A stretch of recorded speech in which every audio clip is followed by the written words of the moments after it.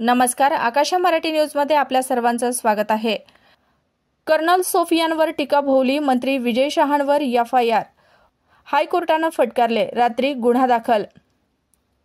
अंगावरची हळद उतरली नाही, दारातला मांडवही तसाच असताना मृत्यूने गाठलं। माळशिरसमध्ये लग्नाच्या दुसऱ्याच दिवशी नववधूने घेतला जगाचा निरोप, घोटी गाव हळहळलं। भारतीय वायुदलानं पाकिस्तानचा अन्न-वस्त्र साठा असलेल्या ठिकाणांवर हल्ला केला होता।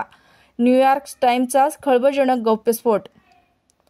छत्रपती संभाजीनगरमध्ये 8 किलो सोनं आणि 40 किलो चांदी लुटली, बड्या उद्योजकाच्या घरावर दरोडा।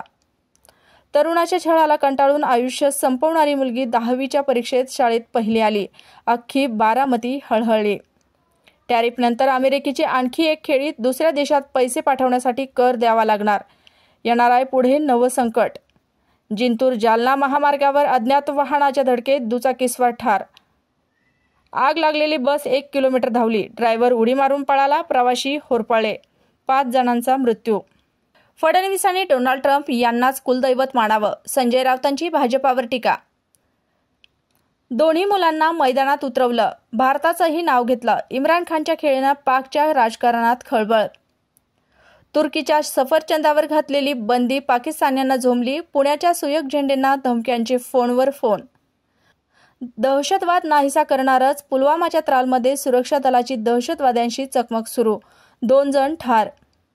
ऑपरेशन सिंदूर, पाकमधील गुप्तहेराकडून सिग्नल आला, भारतीय सैन्यानं 5 दिवस आधीच हल्ला चढवला। कुटुंबासाठी पाकिस्तानला वाचवते डोनाल्ड ट्रम्प, पहलगाम हल्ल्यानंतर झाली मोठी डील। महिला राफेल उडू शकतात तर लष्करात त्यांची संख्या मर्यादित का, सुप्रीम कोर्टाचा सरकारला सवाल। लाडक्या बहिणीच्या नावे खाती उघडून सायबर भामट्यांना 30,000त विक्री, तिघे अटकेत। अशाच नवनवीन बातम्या पाहण्यासाठी आमच्या आकाशा मराठी या न्यूज चॅनलला सबस्क्राईब करा। बातमी आवडल्यास बातमीला लाईक आणि शेअरही करा।